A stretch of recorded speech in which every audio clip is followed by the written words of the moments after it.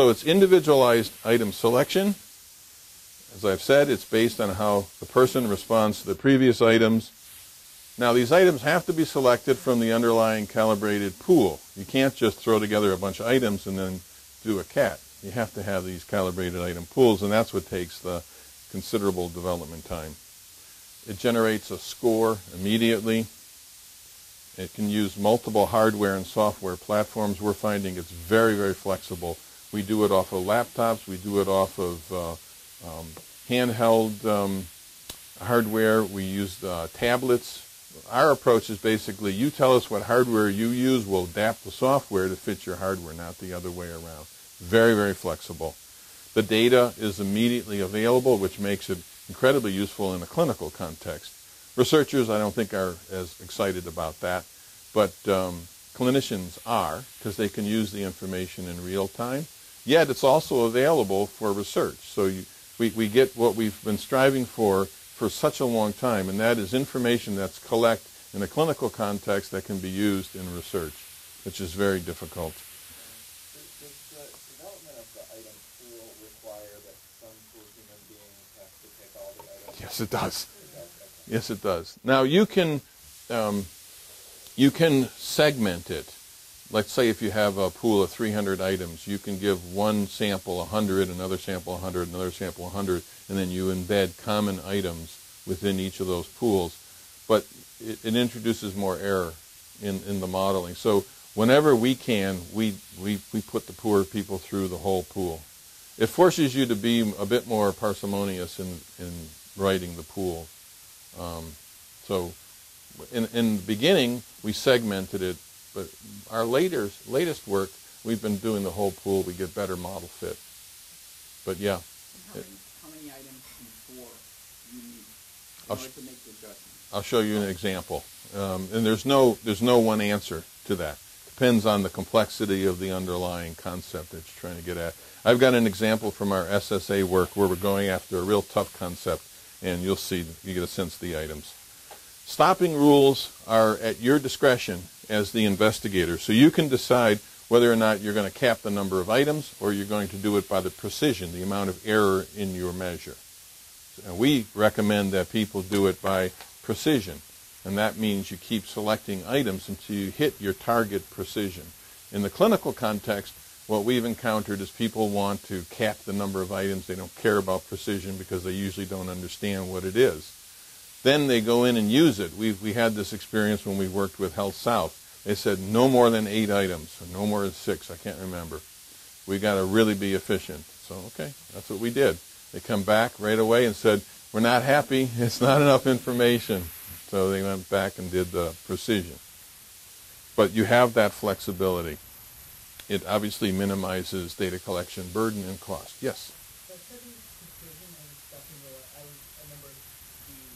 When I took the GRE, it was the first time that they had switched over to the computerized, and I remember being excessively worried about missing the first few questions Yes. in it, and then never being able to. And Yes. Setting the precision stopping rule kind of avoid that. Well, it doesn't avoid it, no. If you mess up the first couple of questions, you're in for a longer ride. And so the GRE is a great example. When I took the GRE, it was 8 hours. How long did it take you? A lot less than that. Yeah. I remember liking that a lot. Yeah. It's incredibly efficient. I'll tell you a little story. One of my assistants was in nursing school, and she took her nursing boards using GREs. I'll never forget, she came back the day she took the boards. It only took her a couple hours, and she said, I flunked.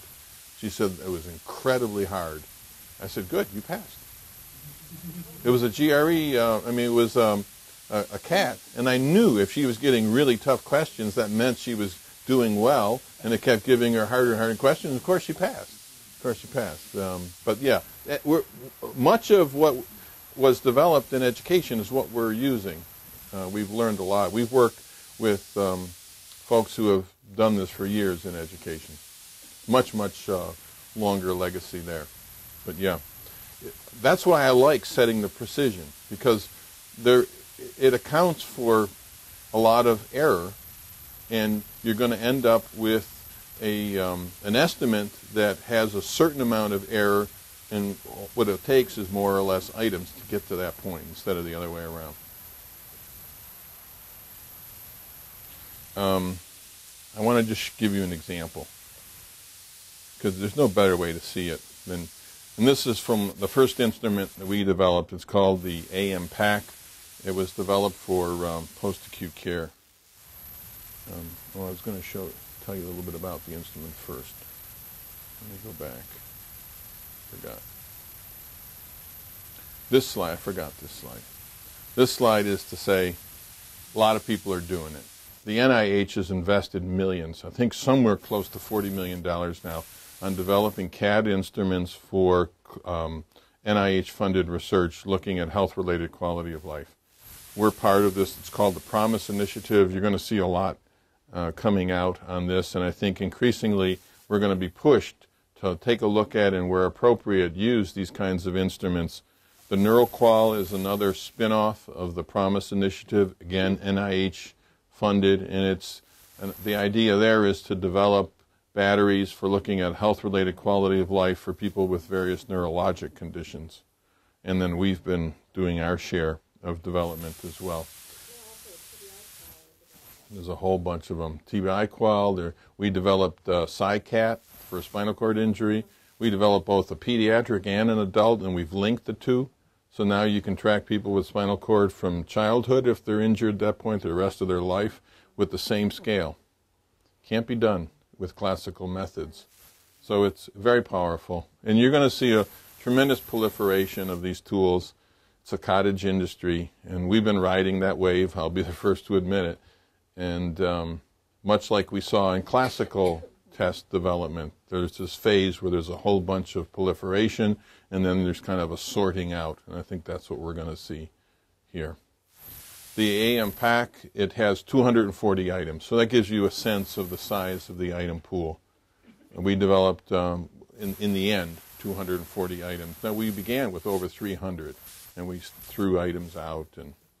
But from a unidimensionality point of view, we have 3 unidimensional domains that we developed scales around. And our testing clarified that these are, in fact, distinct unidimensional traits: basic mobility, daily activity, and applied cognitive functioning. And those of you who work in functioning know that those are pretty classic domains, so there's nothing new there. We use various response and scale approaches. We look at assistance and we look at difficulty. And we validated it in patients who were undergoing post-acute care in multiple different settings, because our goal was to develop a tool that would allow us to look at the episode of care and to stop looking only within certain settings, because it prohibits our ability to find out what's happening to the patient across an episode of post-acute care. So if you're in patient rehab, if you want to look at physical function, it's FIM. If you're in a skilled nursing facility, you got to use an MDS. If you're at home, you got to use an OASIS. And then if you're an outpatient, God forbid what you're going to use, because there's no standard there. And none of those tools really talk to each other. And so it's like, I refer to it as the Tower of Babel. We've made it impossible to look at what's happening to patients in the episode of care. So that's what we went after. And that required that we validated it with patients in each of those settings, which is what we did. So that's the AM-PAC. And I'll just show you one of the scales, the way it works. It might stimulate some questions. You can write the front however you want. This comes from an early version. One of the additional features of these tools is that you can ask some screening questions that will screen in or screen out certain types of items in your pool. So for example, if someone's living in a hospital or a nursing home, all the community-based items get screened out. They won't fall into the selection process. If they use assistive devices, then the assistive device items screen in. If they check that they don't, then those screen out. So again, it adds another level of efficiency. And you can, in the way we set this up, there are 3 different scales. I I put in a code that indicates someone is re-administering the instrument. I had checked daily activity earlier, so that's the one. And then the computer, again, you as the investigator have the option of deciding what's the first question that's presented. Because the first question is important. You can ask it from the middle of the distribution. You can ask it at various ends. And some of the cats that we're building now, we ask a screening question that gives us an idea of where we should start the item selection. And it allows us to get to the solution more quickly with fewer items. And in many applications, that's very desirable. And here, we just selected an item in the middle. And I'm just going to arbitrarily go through. But you'll see the items. This is, a cat is running, based on my answers, it's selecting from our item pool. In this particular scale, I think there's 90 items. The next best item, based on the response that I'm giving, and it goes through until we've set a precision level for this particular cat, and it will keep giving me items until we reach that level, and then it will generate a score for this person on that scale. And you can see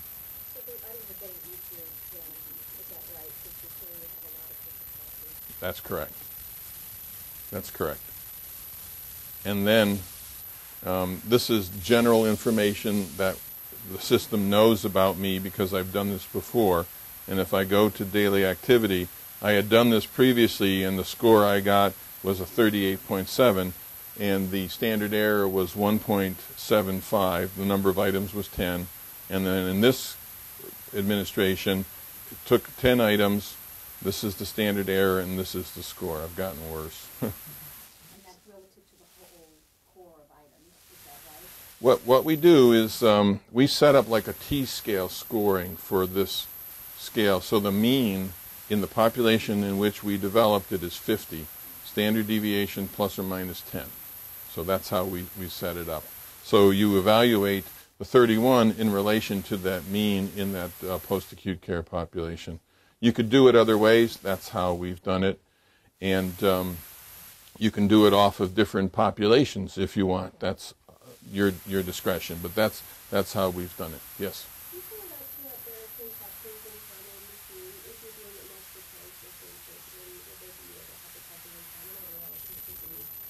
Depends on where the person is. Okay, so they don't have to do this? They don't. This is one of the things that people struggle with. It's so different than what we're used to in classical test theory. Clinicians in particular that I've worked with find it very troubling. How can you tell me where the person is today and you haven't evaluated the same items? And it goes back to all those principles that I was talking about. The items are a means to getting at where this person is on the continuum. That's what you have to be thinking about. And so if the person is much, much better, why waste your time on items that you know from the way you built the test are way down on the continuum? You want to go at the items that are going to characterize where they are today. Yes? On this particular scale, are there other besides difficulty, what other factors? Assistance is the other one that we use, and that tends to be on the lower items. At the lower items. But that's, when you build the item pool, you can mix and match the types of properties that you're trying to characterize. We tend to focus on assistance and difficulty.